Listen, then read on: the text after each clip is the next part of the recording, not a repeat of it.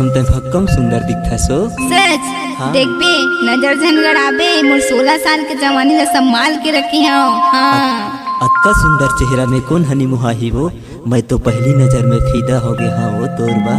अच्छा पता है का गाँव में शहर में गली में तय तो बवाल हो गई है सो। वो कैसे बताओ बता ना।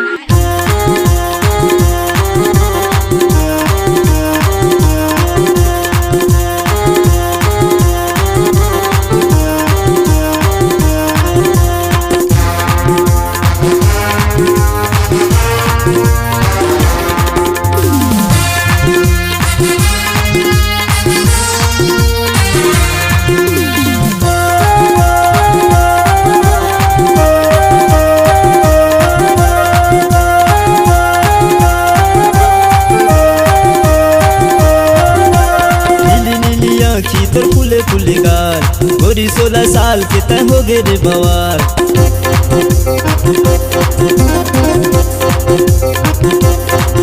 हाँ होटे गुलाबी तोरे फूले फूले गाल गोरी 16 साल के तय हो गए रे बवाल बवाल बवाल। ले नाच मोरे रानी गुड्डू कहे डीजे मत नाच। ले नाच मोरे रानी माया डीजे मत नाच।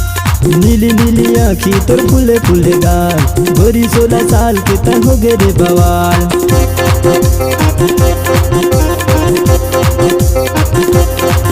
हाँ नीली नीली आँखी तोर फूले फूले गाल गोरी 16 साल के तय हो गए रे बवाल बवाल बवाल। ले नाच मोरे रानी गुड्डू कहे डीजे मत नाच। ले नाच मोरे रानी गुड्डू कहे डीजे मत नाच।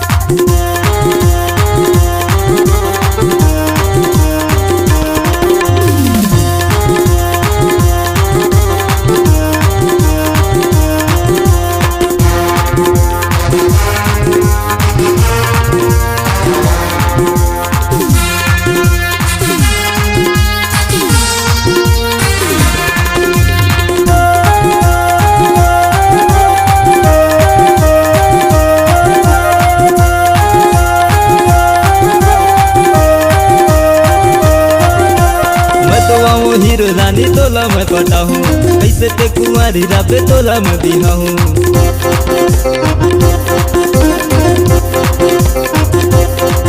हाँ लगते अषाढ़ तुर संग भावर मैं परा हूँ बरबसपुर ले जाके तोला हनीमून मना हूँ। ले नाच मोरे रानी गुड्डू कहे डीजे मत नाच। ले नाच मोरे रानी गुड्डू कहे डीजे मत नाच।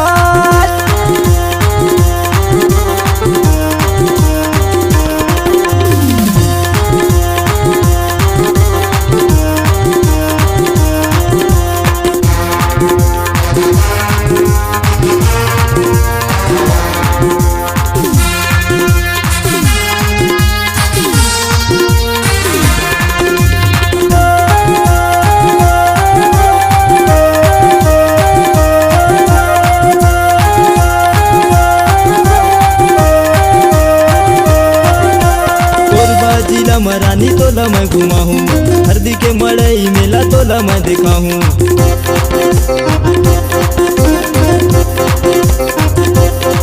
हाँ मातिन पहर मरानी तोला मैं घुमा हूँ मातिन दाई के तोला दर्शन करा हूँ। ले मात मोरे रानी मातिन कहे डीजे मत नाच।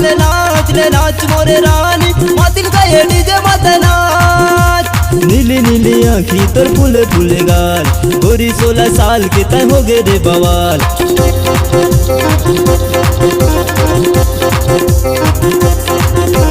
नीली नीली आँखी तोर फूले फूले गाल गोरी 16 साल के तय हो गए रे बवाल बवाल बवाल। ले मात मोरे रानी मातिन कहे डीजे मत नाच। ले नाच मोरे रानी